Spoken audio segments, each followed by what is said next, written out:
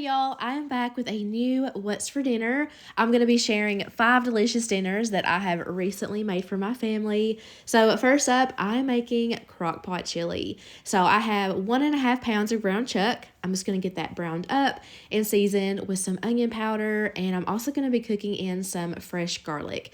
So I'm not going to speed up this clip. I'm just going to keep it in real time. That way I have a little bit of time to talk. So first off, I just want to apologize for not being able to do a Halloween themed dinners video this year. I know a lot of people look forward to that, including myself, but October was full of so much sickness in my household, and we still are not quite over it. It's just like this crazy lingering sickness that will not go away. So I just did not have it in me to do that video, unfortunately. I also really wanted to get this video out before November, but again, life. I didn't get to do half of the things that I had planned for October, which is just really unfortunate. As many of y'all know, October is like my favorite month out of the year, and it just did not go as planned. But I know that you guys are amazing and very understanding, and I plan to have a lot of amazing content to finish off this year. So fingers crossed we can stay well and have better health. But back to the chili. So as you've seen, as soon as I got that ground beef cooked up, I just added that to my crock pot. And I wanted to also say that this chili is very different from like my version, but as I always say, we love to try out different versions of our favorite dishes just to keep it interesting and to see what's out there. So to this bowl, I'm just mixing together 1 can of tomato paste and a can of beef broth. As you've seen, I had a lot of trouble out of that tomato paste can. I try to open it from both ends and then kind of push it out, but my can opener was being a jerk and didn't want to work. The recipe that I'm going to share in the description box for this calls for 3 cups of beef broth, but we don't like our chili to be too watery, so the 2 cups was perfect for us. I'm also going to dump in 2 cans of Rotel. I have learned to be very cautious when buying that at the store to make sure it is the mild version. Anything else is too spicy for my family. I'm also going to dump in just a normal can of diced tomatoes. And now for the beans. I've got 1 can of dark red kidney beans and also some pinto beans. So I'm going to get those drained and rinsed. And now for the most important part to a chili is how you season it. So I'm going to be doing like a homemade chili seasoning mix. So I'm dumping in 3 tablespoons of chili powder, about 2 teaspoons of cumin, a teaspoon of smoked paprika. I really need some more recipes using that spice. I don't use it near enough. I'm also going to do like a heaping tablespoon of brown sugar and just a small amount of crushed red pepper flakes, and then just some salt and pepper to taste. I went light with the salt because sometimes I have a tendency to oversalt things. So I have to remind myself that I can always add more salt at the end after I taste it to see if it needs it. But as you can see, I got all of that stirred together. I'm going to get my lid added on, and I'm going to let this cook on low all day. I got this started early in the morning, so then I went about my chores and my duties. So this is like the perfect recipe if you work outside of the home, or if you're just really busy and you're not going to be home all day, but you still want to have like a home cooked meal when you get back, because when you do come back, it will be perfect. Nothing will be overcooked or anything like that. I think this is just beautiful and the perfect consistency. You can serve it over hot dogs or over nachos. Chili freeze is really great. It's just one of those like perfect recipes to have on hand. We decided to serve it up like Frito chili pie style. So we've got the Fritos in the bottom, cheese, sour cream, and a few more Fritos on top. If you have never served it up this way, you have got to try it. It is so good. And this recipe was great. I still prefer like my version of chili better, but I think that's just one of those things where you're going to prefer what you were raised on. But still, this recipe was great, like I said. It was even better the next day, and I will most definitely be making it again. Next up, I tried out a new recipe that I have been eyeing for a while. This is going to be creamy garlic pork chops. So I started by melting down about a tablespoon of butter, and I also heated up a little bit of olive oil. And now I'm just adding in my pork chops, and they have been seasoned with salt and pepper on both sides. So while it's searing on one side, I'm going to take this whole head of garlic and I'm going to separate it and peel it. So that took a little bit longer than I expected. So these got a really good sear on them, but they're not burnt, so it's all good. So I just cooked it for a couple more minutes on the other side, and then I removed them to a separate plate. So in that same skillet, I'm melting down another tablespoon of butter. And yes, I was being very careful to not let that knife touch the pan, not trying to scratch it up. But I'm going to take all of that garlic from that head and dump it on into the butter. Garlic is supposed to be very healing and like a natural medicine. So that's honestly why I chose to make this on this night. And as you see, I'm just frying up the garlic in that butter for just a few minutes, trying to get it golden brown. That butter got a lot darker than what I wanted, but I don't really see a way around it, and it didn't affect the taste in the end. So if you decide to make this and that starts happening, don't freak out. As you've seen, I did dump in about a tablespoon of just some plain all-purpose flour. Let that cook down for a minute, and then I added in a half a cup of chicken broth, and then I got that garlic incorporated. I'm going to add in just a squeeze of lemon juice, and I'm also going to add in a little bit of garlic powder. So I'm going to continue to stir that until there's no lumps. And then I'm going to add in about a cup of some heavy cream. And then I'm just going to season this with some salt and pepper to taste. And that is it for the sauce. So one might think that this is probably like really super garlicky, like overpowering. We are garlic lovers, but we honestly did not think that the garlic was too overpowering. I feel like everything was really balanced, and I'm just going to go ahead and say that this was super delicious. Here, I'm just adding those pork chops back into the sauce. I'm making sure to spoon plenty over the top, and I'm just going to let that kind of simmer in the sauce for a few minutes just to kind of heat those pork chops back up, and that was it.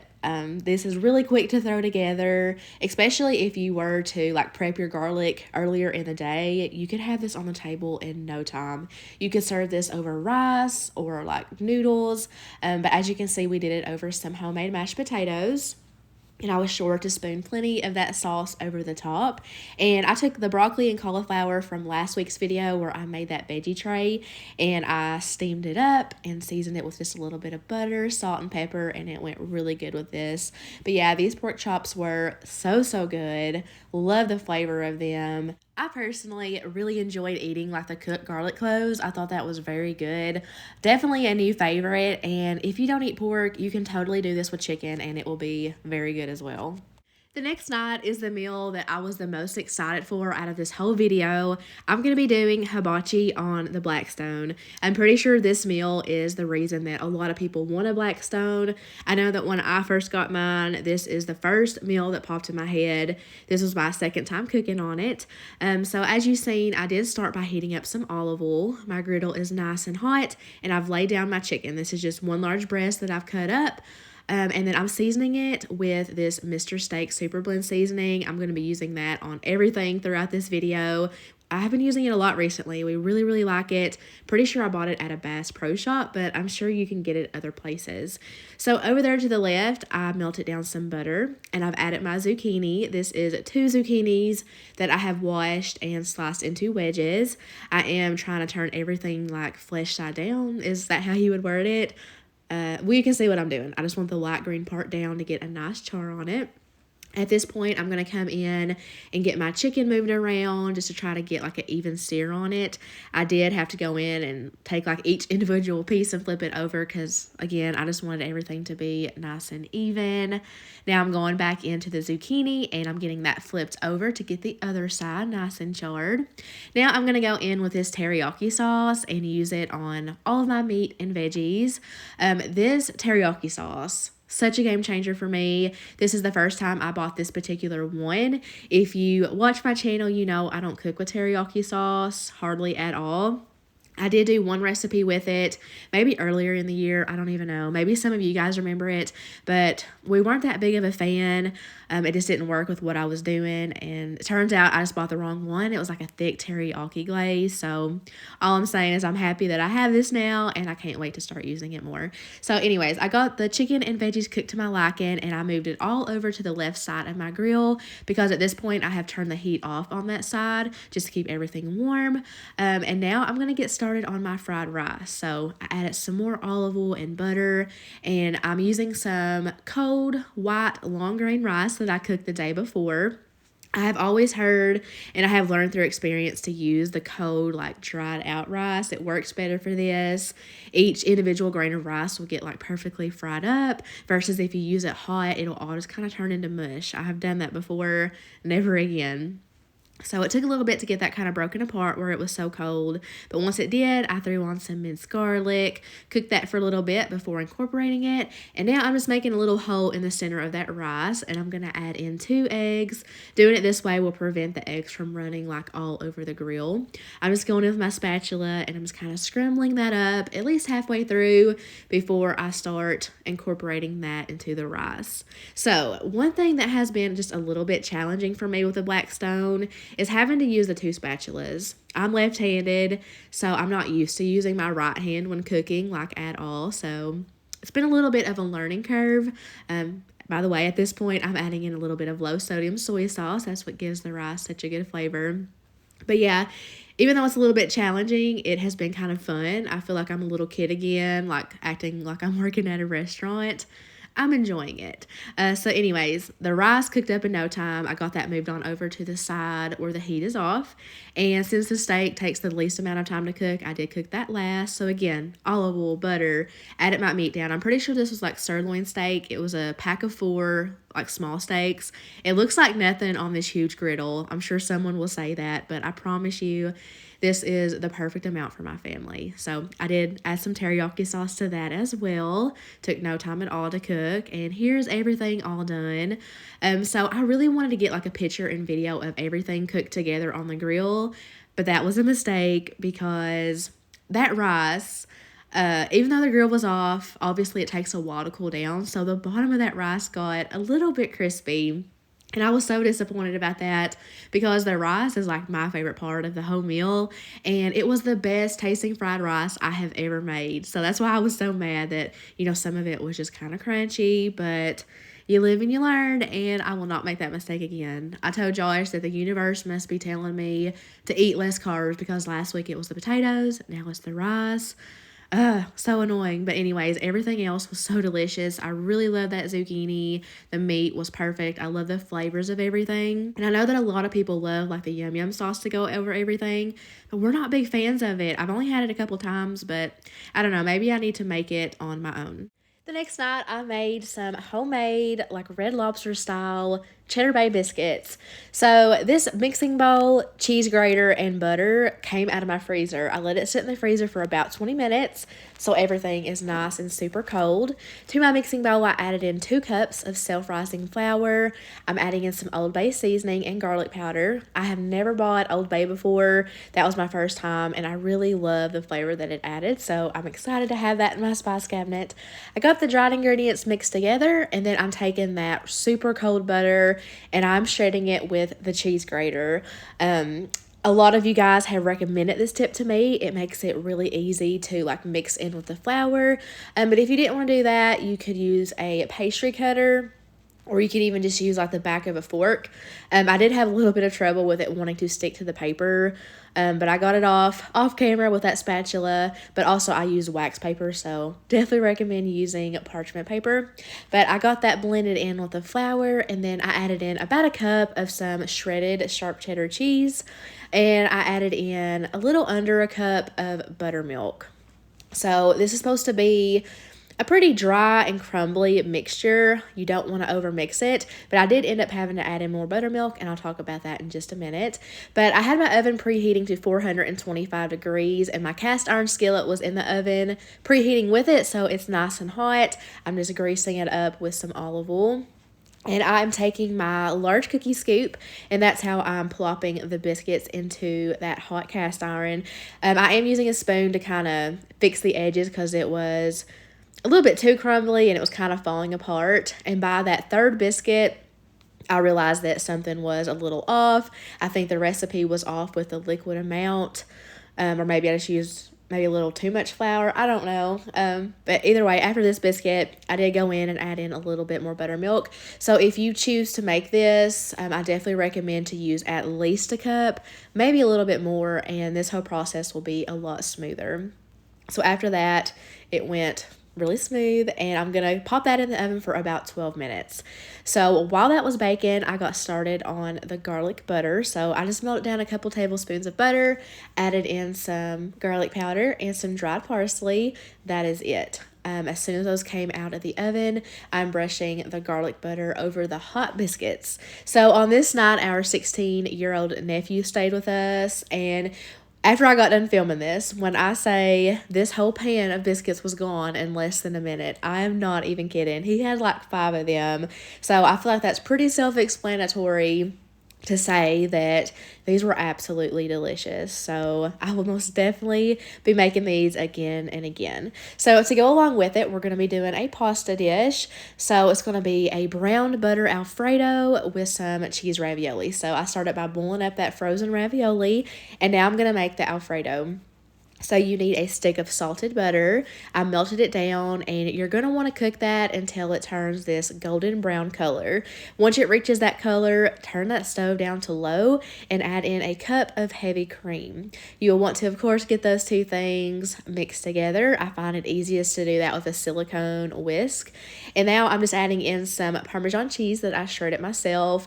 I added in probably a little over a cup, like a heaping cup, and I just stirred that until it melted. It melted within like a minute, and you're just going to simmer that until it thickens, and then season it with salt and pepper. That is it. The next step is kind of unnecessary. I wouldn't do that again, but I just took a casserole dish, sprayed it with some Pam, and dumped out that pasta. Then I'm just pouring the sauce over it, and it was a little difficult to get all of the raviolis coated in the sauce because it was kind of wanting to stick together. But yeah, I did the best that I could. But basically, I'm going to be popping this under my broiler just to kind of help brown it a little bit more. So here I am, popping it in the oven. I left it in there for about 3 minutes, I think. And as you can see, it did deepen the color a little bit. But again, for us, that's not really necessary. Next time, I would just dump that ravioli in the skillet and toss it. Save a dish, save a step. But here's my plate. I also served it with Caesar salad, and this meal was just absolutely delicious. It was a huge hit with the kids, and I just think it's a really great, like, meatless option. Obviously, it's good if you're vegetarian, but it's also good if you're just trying to cut costs at the grocery store and you're tired of the raisin price of meat. This is the perfect meal. For the last dinner in this video, I am going to be making some crock pot cheesy potato soup. Now, I have never made potato soup this way, but this was a night where literally nothing sounded good. I didn't have anything planned out, and we all really didn't have that much of an appetite, so I had some russet potatoes that had to be used up. I had some leftover chicken broth from that pork chop recipe, and also had some leftover cheese, so duh, potato soup. So I just took my russet potatoes, peeled them, chopped them. This was maybe like 2 pounds, which was less than what the recipe said. So although I will link that recipe, I did do it a little bit different just because, I had to half some things, cut some things down. But anyways, I just covered it in that chicken broth. I had about 1.5 cups left. I seasoned it with onion powder, salt, and pepper, and I just got that stirred together to get the seasonings distributed. I added my lid on, and I let that cook on high for 4 hours. After the 4 hours, the potatoes were cooked perfectly. I did have trouble with a couple of them wanting to burn to the sides. Wasn't that big of a deal, but if you have more chicken broth, that won't happen. But I'm just adding in a half a block of cream cheese. I'm also going to pour in some half and half. I just kind of eyeball the amount. And yes, I know I used a lot of heavy cream in this video. That wasn't really that well planned out. I know it's a lot of calories, but anyways, I just added in the rest of the shredded cheese that I had. And now I'm just going in with my potato masher, and I'm mashing up about half of those potatoes. So this is going to make it definitely a little bit thicker. Some people like it completely smooth. We like ours to be a little chunky, so that's why I only did about half. So now I'm just going in with my spatula and getting that stirred together really good. So this is super thick, as you can see. Next time, I would definitely use at least 3 cups of chicken broth. And this is kind of one of those meals where I would be perfectly happy with, like in private. But putting it on YouTube, I was like, should I? Just because of the way it looks. But I am putting it on here because it tasted just like potato soup, and it was very, very delicious. Like, again, I know it's not visually the prettiest, but we all really, really enjoyed it. I topped it the way I always do with more pepper, more cheese, bacon, and some dry chives. And I am saving this recipe and I will make it again. And my dad gave us some ham that he picked up at the Honey Baked Ham Company in Lexington. It's like an hour from us. And he also gave us some Hawaiian rolls to put it on. So we just served this with some little ham sliders, and we all really enjoyed this meal. We finished off the week by celebrating my daughter's birthday at my parents' house. She requested Little Caesars pizza, and of course, we had some cake and ice cream. But that is all I got for y'all in today's video. I really hope you enjoyed it. I want to thank you all so much for watching, and I will see y'all in my next video.